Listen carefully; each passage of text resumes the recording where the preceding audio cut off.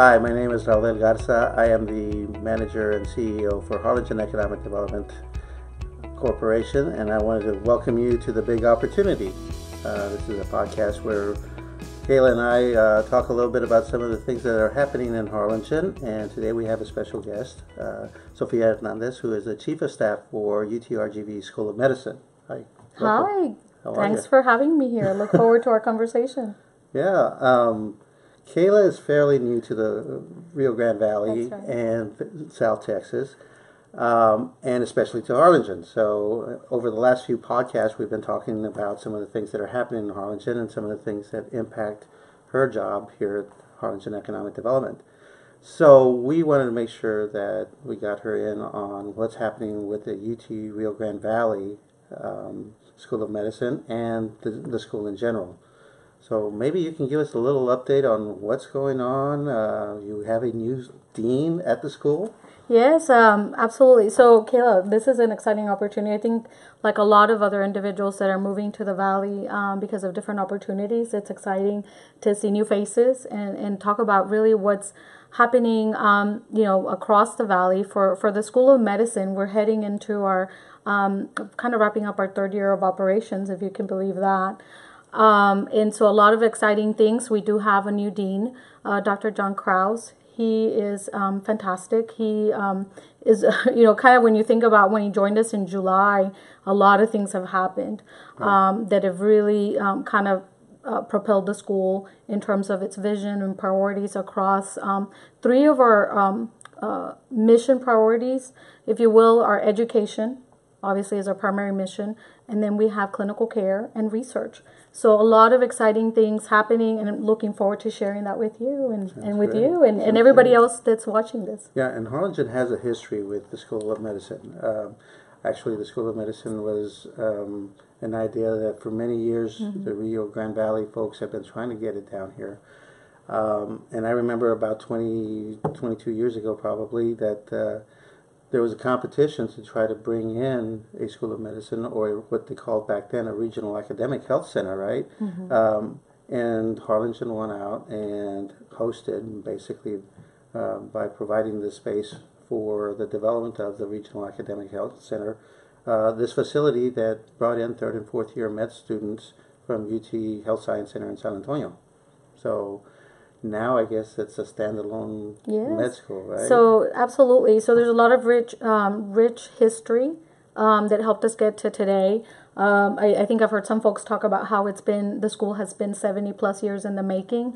And certainly, like you mentioned, 18 plus years ago, it started with the Regional Academic Health Center, which was housing, like you said, the third and fourth year students that were coming in through San Antonio. Today, you fast forward and really have been very thoughtful about building a school that's a school for the Valley. And to that end, we have kind of a distributed model on how we operate. We do have our first and second year students that are housed out of the Edinburgh facility, which is our education building. And then we have third and fourth year here at the clinical education building in Harlingen. And so exciting enough, we have the third class that will be joining us soon. So we have about 54 students, 12 of which are from the Valley that will be joining us. And really our goal there is that we have now about 36% of our students are from the Valley, and our goal is to get to 50% over time. So our total enrollment for the school is growing to about 155, starting in this third year. And then the other exciting thing that's, I think, great for Harlingen is that we have our third-year students that will be rotating primarily here in Cameron County. So we have about 24 students in our third-year class that will be doing their clinical rotations and spending time both in clinics and hospital, going through Valley Baptist here fairly soon. So I think that that's really exciting. And as I mentioned, we do have our clinical education building here. And so that is home to a lot of our department chairs of offices there. We also have our GME, our Graduate Medical Education Office, housed there. And then we have wonderful library and as well as a state-of-the-art smart hospital, which is really a gem for the School of Medicine and for the community Yeah, so that's when we get to play Operation on a real-life dummy or Who's something? we, right? I would love to myself, I have to admit. I love it. It's really a really nice facility. And really, the goal here is it's a 15,000 square foot, 20 bed simulation hospital. And what that allows the students to do is to just hands-on training. So it has an operating room, a fully equipped operating room. It has an ICU unit. They're able to do basically operations. It has recovery. There's birthing, so we have mannequins there. So there's the birthing of a mannequin baby.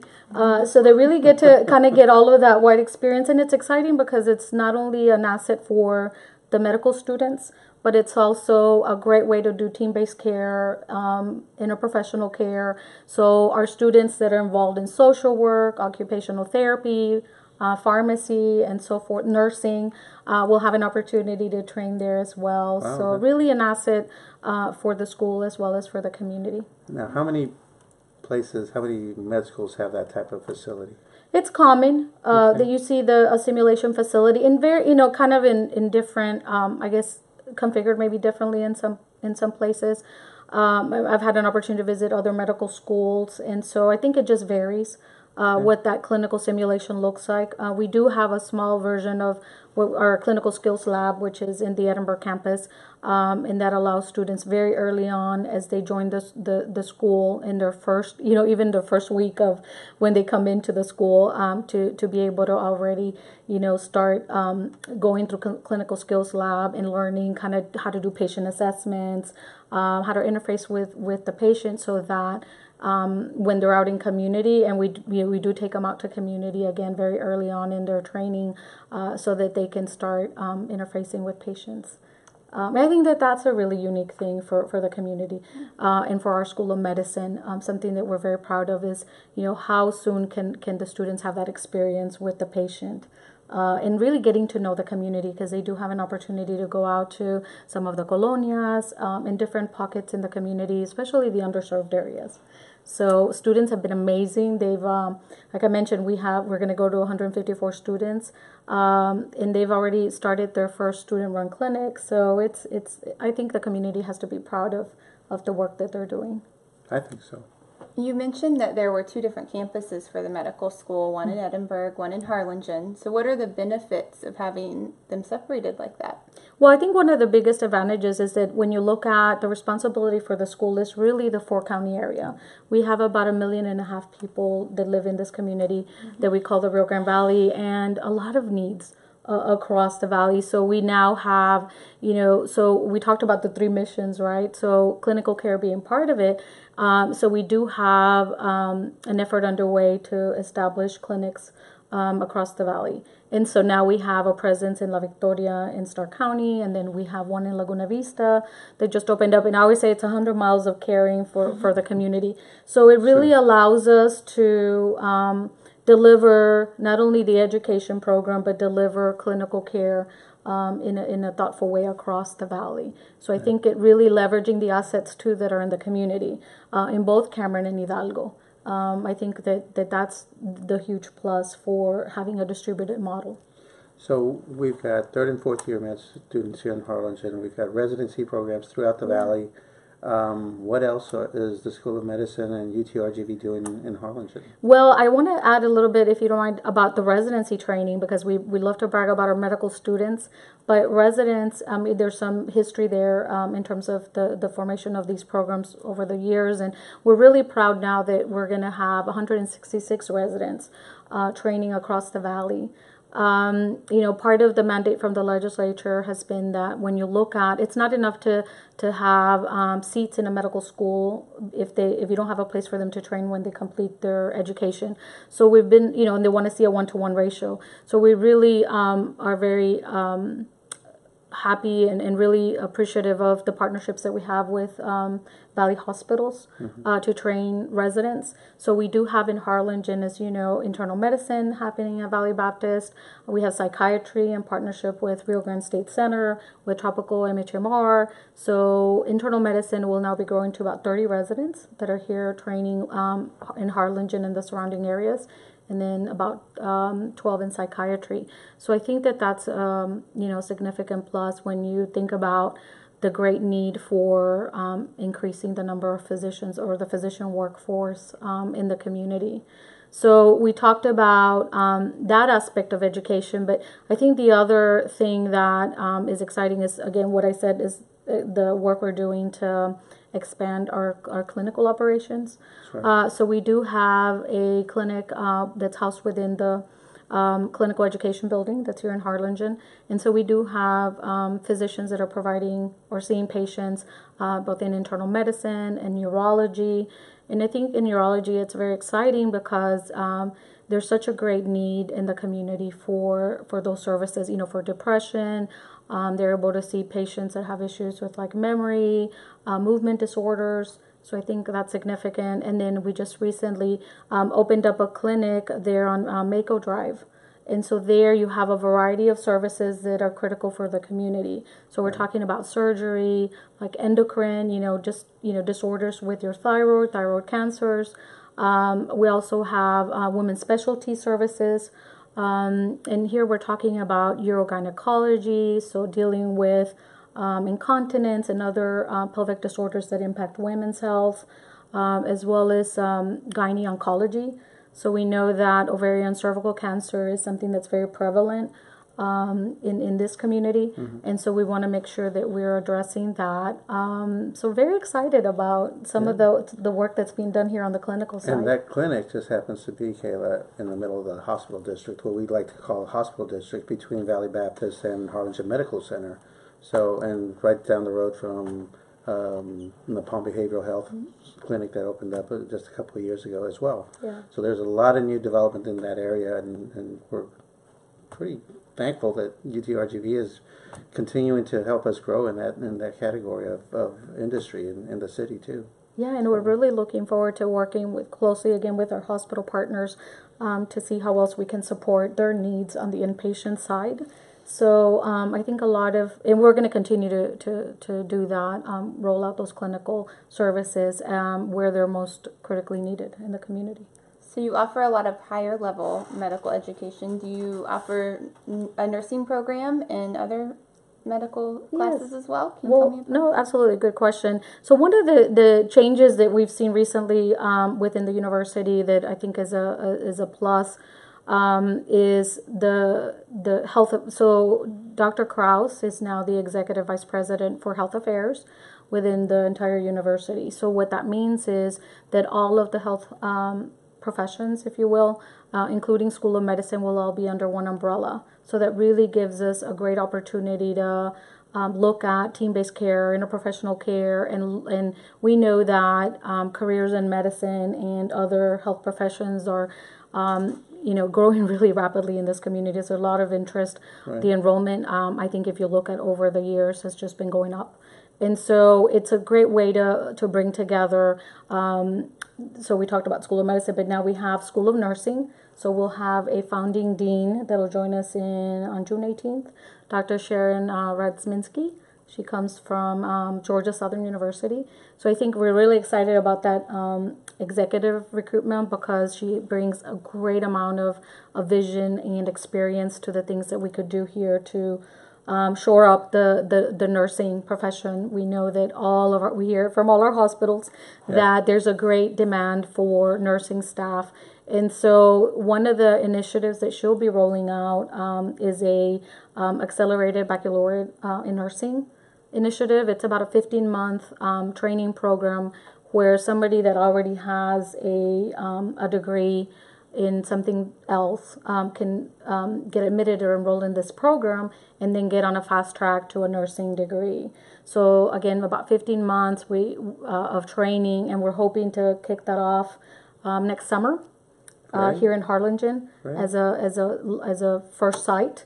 And then get about 20 to 25 students enrolled, and I'm sure the area hospitals will welcome, having that nursing staff in their units. So and we've got a very young population in South Texas that's pushing forward in their educational careers and then wanting to go into something else, and so One of the things that sometimes plagues a lot of areas in the country is a labor shortage. Yeah. Well, we don't have that problem here in terms of having capable people that go through our training programs and then get hired by the local hospitals. Yeah, and it has a great benefit when you think of it in kind of in different areas. One is absolutely critical for patient care when you think of staffing ratios between nursing and patient, those ratios, but also potential for research as we now are building those capacities as well. But the other is an economic benefit. You know, we know that the nursing profession is a very important one that also has, you know, comes with, I think there's great salaries that come with nursing. I think, if I remember correctly, you know, you're talking about $35 to $50 an hour. So really, really great wages that I think are key when you look at our community and the need to raise the you know, wages, right? Yeah. The per capita income in the region. No, so I think nursing is a fantastic opportunity for that. Absolutely. That's why in Harlingen, that's one of our biggest targets is medical development and just healthcare in general, because they are generally associated with higher paying jobs. And that's what we're hoping to do, is to generate those higher paying jobs so that we can improve the quality of life of the people here in Harlingen. Can you tell me a little bit about what the plans are for the Neuroscience Institute? Sure. So we do have, as I mentioned, the third part of our mission is research.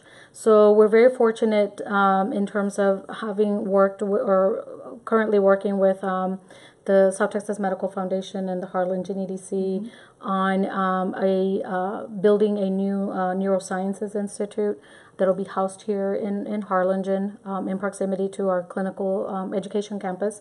And so that's exciting. This will be we're planning a 60,000 square foot facility that will basically house research, clinical, and administrative functions. And neuroscience is such a, you know, dynamic field too. I mean, when you look at kind of, you know, disorders around the nervous system, but they're doing a lot of exciting work in terms of brain mapping, really understanding through neuroimaging what really, you know, what's really happening with the brain and how does that impact health and diseases. So I think it'll be really exciting to develop the Neuroscience Institute. We currently are recruiting a director for the institute, and this individual will also chair our Department of Neuroscience. So we are very excited about one of the candidates that we have, that we're looking at for this position, somebody that's very well known nationally, you know, in research and in the academic field, and that has some funding and a great track record of obtaining funding. So I think that'll be a significant benefit for the community. So very exciting things ahead. So when one of these institutes comes in, researchers come along with their team of assistants. That's typical. That they bring together. They bring with them a lab team. Or a team of faculty that come with them, because depending on the dollars they so bring more with job them. creation. So absolutely. So a lot of these opportunities around research are exciting because you're right. It's the talent that you're, you know, when you're looking for that talent, there's always a cluster of scientists that come with that talent. I mean, if you look at the South Texas Diabetes and Obesity Institute, that's been our flagship research program, and now we have 55 staff members associated with that initiative, 26 PhD scientists, and they're really doing cutting edge work and research to better understand diabetes and really looking at new treatments. And so we expect the same with neuroscience, that here we have an opportunity to to kind of look at ways of creating new drugs, perhaps maybe new technology. I think the opportunities are endless, and I think that also has an economic benefit for the community. Yeah. So one of the things that we have here in Harlingen is also a VA clinic, and obviously that's to help serve the veteran community here in South Texas. What is UTRGV and the School of Medicine doing to collaborate with the VA system? Yeah, so the VA and academic medical centers have a rich history of collaboration across the country. So we're really excited about an opportunity, perhaps in the near future, to develop a partnership with the VA. to look at, the infrastructure they have here in the community and see how we can enhance those services that are offered. Sure. Because it's so important for our veterans not to have to travel to San Antonio or other areas in the state to get the care they need. So our goal is to, one, on the graduate medical education side, maybe look at some residency training opportunities. The VA does have a different program, a funding mechanism than what CMS has for your normal Medicare funded positions. So the VA can establish their own residency slots and fund them. So we're looking at how do we collaborate to maybe fund additional positions in medicine, maybe psychiatry, maybe some other areas. So that's one opportunity for collaboration. The other is within our existing programs, having residents, we already have some residents rotating through the outpatient facility. And then the other is, as I mentioned to you, we're have a lot of efforts underway to expand our clinical operations here. So as we grow, that aspect, is there an opportunity to integrate with the VA and have some of our physicians spend some time there at the clinic and provide services? So I think that would help tremendously with having a presence there, providing services there, and looking at how do we deliver high quality care to our veterans. No, that's so exciting. I think Yeah, that's something to stay tuned for, because we're really looking forward to a possible collaboration. Yeah. So, Kayla, that's, I guess, a pretty good summary of some of the things that are going on in the healthcare industry here in Harlingen. Do you have any other questions? No, I just thank you, Sofia, for coming in today and speaking with me and helping me learn a little bit more about Harlingen and the Valley. And it seems that the University of Texas Rio Grande Valley is making a huge impact on not only Harlingen, but the entire Valley. So I look forward to everything that the School of Medicine is doing, and happy to have you here today. Thank you. And of course, they can look at our website for some more information at harlingenedc.com, but I'm sure there's another website that we can direct them to for the School of Medicine as well, right? Sure, absolutely. Definitely can visit us at the utrgv.edu website. We do have uthealthrgv.org. And that'll house all the information on all our clinical locations, who to call to see a physician, and then we'll also be opening up a line, which is 833-UTRGV-MD. So I think that that will be a great resource for community and for any individuals that need access to care, because what matters to their health matters to us. Well, thank you for being here. We really do appreciate that information. And to the audience out there, stay tuned for the next podcast. We'll be glad to tell you a little bit more about what's going on in Harlingen and get Kayla up to speed, and then she'll be on her own. That's a wrap.